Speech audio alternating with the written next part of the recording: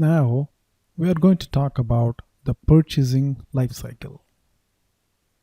I'm going to open this coffee shop, and right next to it, I'm going to have a factory. I use this to make and store goods. I need this to run my coffee shop. I need some simple stuff like coffee beans, flour, sugar, and stuff like that. What I'm going to do is I'm going to find a vendor who can deliver this stuff for me. So I'm going to go to Google, find out who the nearest vendor is. Say, call him ABC Goods or ABC Foods. And I'm going to call him over the phone and say, I need flour, say 100 pounds. I need sugar, say 50 pounds. And I need coffee beans, say 20 pounds to start with. So this vendor is going to take some time to deliver the goods.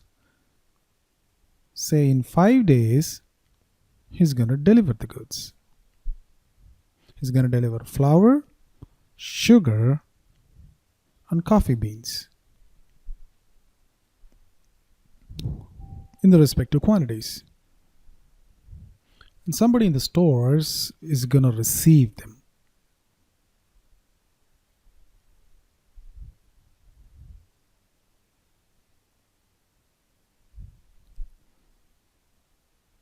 And store it somewhere in the location. A couple of days later, he sends us a request. And that request is for payment.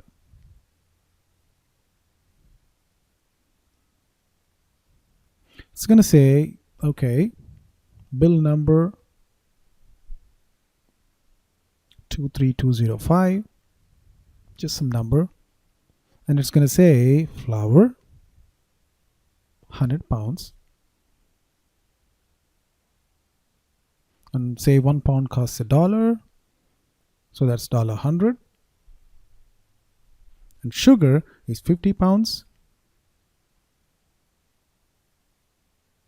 And 1 pound costs say $2. So that's $100.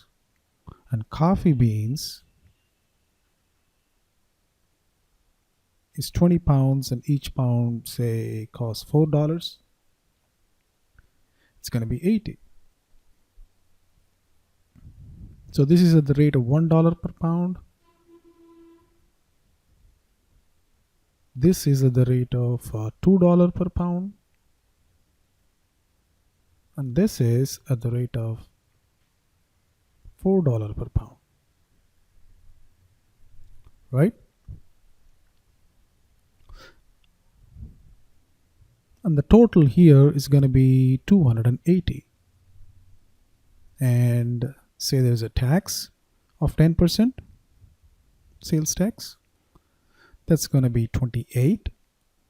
And the total is going to be $308. That's what we should be paying this vendor. Again, this comes as a paper invoice or an email. And it comes to my address. And that's the request for payment. So I have some time to clear this invoice. As soon as it's sent, say this is sent on Jan 5th.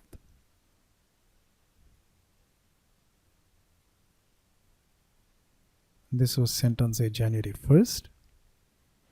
This came in on January 5th. And say this came on January 6th. Now, I have some time to pay this invoice. I don't need to pay it immediately.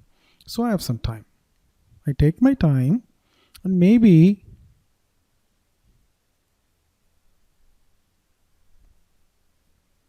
on Jan, say 25th, I pay this invoice. So what we are doing is basically sending a check or cash for $308.